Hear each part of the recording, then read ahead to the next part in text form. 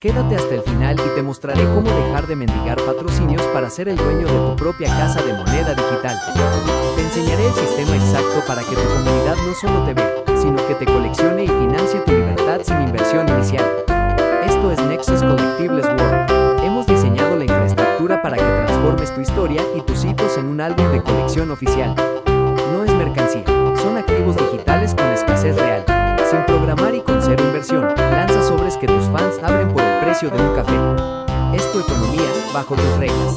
Mira al creador de contenido promedio, un arquitecto de realidades que vive bajo el hechizo de algoritmos caprichosos que hoy te abrazan y mañana te entierran.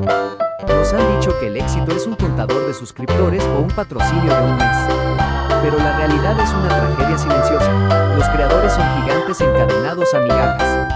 Viven ignorando que están sentados sobre un volcán de valor acumulado. Años de bromas internas y momentos icónicos que se disipan porque no tienen un recipiente. Ese recipiente es el álbum de colección oficial. Es hora de dejar de pedir permiso a las plataformas y empezar a imprimir tu propia moneda emocional. ¿Por qué un álbum? Porque el contenido es agua entre los dedos, pero un álbum es una ancla.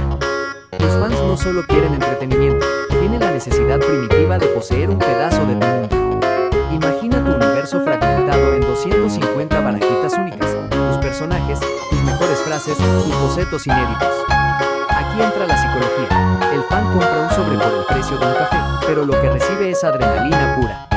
Es el ritual del descubrimiento. Ese segundo donde el corazón se acelera antes de que brille la pantalla y aparezca esa legendaria con borde de platino. Has creado un pico de dopamina vinculado a tu marca. Ya no es un seguidor más, es un coleccionista con estatus en tu comunidad. Lo mejor es que, si tú creces, el valor de sus colecciones también crece. Has creado un mercado secundario donde tu creatividad es la moneda de cambio. Nexus ha llegado para demoler las barreras. Lo que antes requería miles de dólares y meses de desarrollo, hoy es una realidad inmediata. Hemos democratizado la tecnología blockchain para que no tengas que escribir ni una sola línea de código. Tú pones la visión, nosotros ponemos la tecnología de guerra. Cero inversión inicial, 100% soberanía.